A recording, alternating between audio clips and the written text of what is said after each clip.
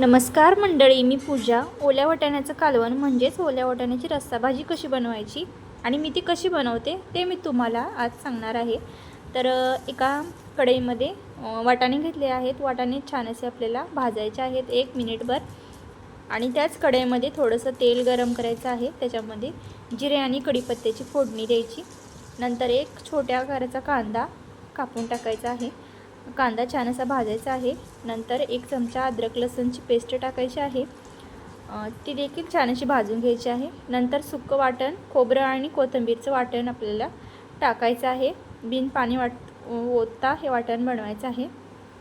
नंतर छान असं मिक्स करायचं आहे. त्याच्यानंतर घरगुती लाल तिखट, गरम मसाला, हळद टाकायची आहे.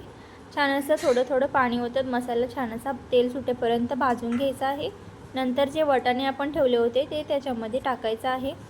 छान असं मिक्स करायचं आहे. तेल सुटेपर्यंत छान असा मसाला भाजला की गरम पाणी आपल्याला ओतायचं आहे आणि छान अशी आपली रस्सा भाजी तयार आहे. जाता जाता सबस्क्राईब करा. बाय.